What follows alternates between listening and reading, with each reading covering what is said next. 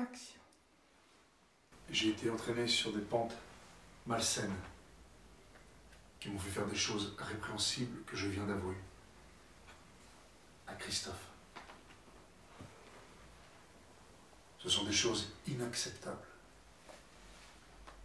Je reconnais que je suis influençable.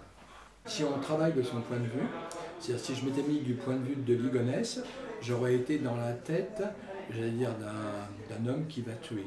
Je ne suis pas certain que lui-même avait la date précise, je ne suis pas sûr qu'il ait psychologiquement tout décrit comme il faut, mais je pense que le passage à l'âge de ce mec s'est fait progressivement. Il s'est fait par rapport à un passé, il s'est fait par rapport à une famille, il s'est fait beaucoup plus...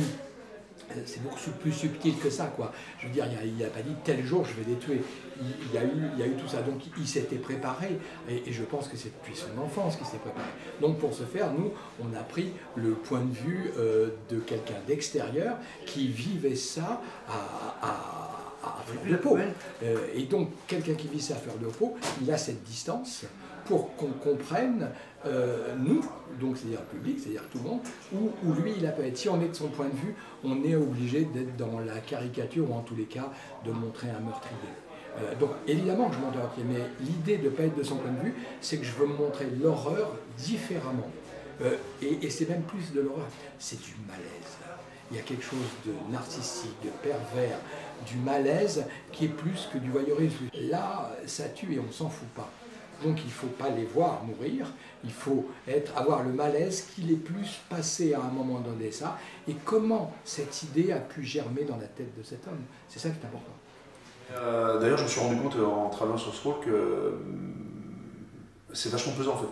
Au début, quand on travaille, quand on décortique l'histoire, c'est assez lourd, quoi. Et je me suis rendu compte en fait que j'étais de très mauvaise humeur pendant la préparation. Je pense que je me suis rendu compte après, une fois que le film a démarré, ça va beaucoup mieux. Je me sens plus léger, je pense que ça a joué. Solitude incroyable parce qu'en fait il est totalement dans son, entre guillemets, son monde parallèle à lui et tout ce qui cache, tout ce qui... Enfin, je veux dire, il faut malgré tout une force d'esprit incroyable pour... je sais pas si c'est une force d'esprit, mais en tout cas il a sa logique à lui. Et puis c'est vrai qu'on se dit, il a pas de... Il a un égocentrisme énorme pour penser avoir...